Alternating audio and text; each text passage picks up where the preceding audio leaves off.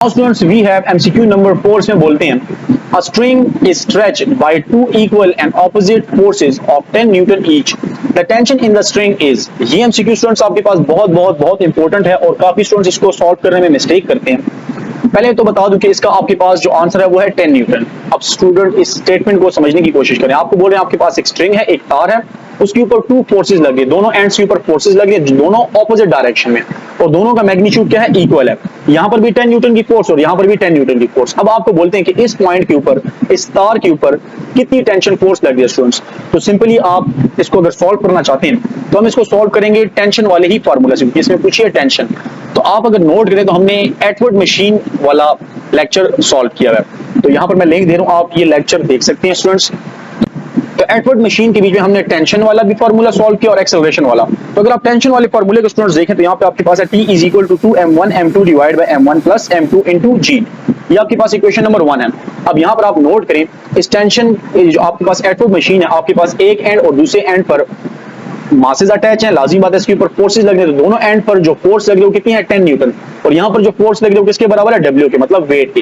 तो आपके पास वेट 1 और वेट 2 आपस में बराबर है, मतलब यही फोर्सेस हैं जो कि ऑपोजिट डायरेक्शन में। अब हमने फाइंड करना है कि स्ट्रिंग के ऊपर कितनी टेंशन फोर्स लग रही है स्टूडेंट्स। तो हम ऐसा कर लेते हैं, ये वैल्यूज अगर इस इक्वेशन नंबर 1 में हम पुट कर लें तो आपके पास ये सॉल्व किया जा सकता है। तो आपके पास है F is equal to W और W बराबर होता है mg के स्टूडेंट्स। हम यहाँ पर लिख सकते हैं W is equal to mg। हमने फाइंड करना है यहाँ से मास, तो मास की वैल्यू हम यहाँ से निकाल लेते हैं, m is equal to W by g हो जाएगा, हमने डिवाइड कर दिया। अब यहाँ पर हम इसकी वैल्यू पुट कर लेते हैं, W बराबर है 10 के, जबकि g भी आपके पास बराबर है किसके, 10 के। हम इसको कैंसिल करेंगे तो आपके पास आ जाएगा mass is equal to 1 kg। अब आपके पास मास आ गया स्टूडेंट्स। यहाँ पर आपके पास m1 और m2 बराबर है किसके, m के, मतलब आपके पास m1 और m2 आपस में बराबर है जो कि है 1 kg। हम इसकी वैल्यू पुट कर लेंगे इक्वेशन नंबर 1 में। तो इससे आपके पास आता है T is equal to bracket 2 लिखा, मास 1 की जगह लिख लिया 1, मास 2 की जगह भी लिखा 1, डिवाइड बाय 1 प्लस 1 इनटू 10 लिख दिया स्टूडेंट्स।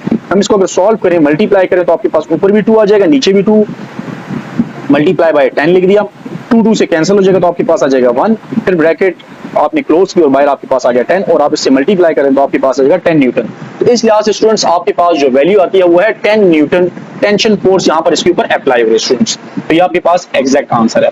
अक्सर स्टूडेंट्स इसको सॉल्व करने में जो ऑप्शन लिखते हैं वो 20 न्यूटन का भी लिख देते हैं, जो कि गलत है स्टूडेंट्स।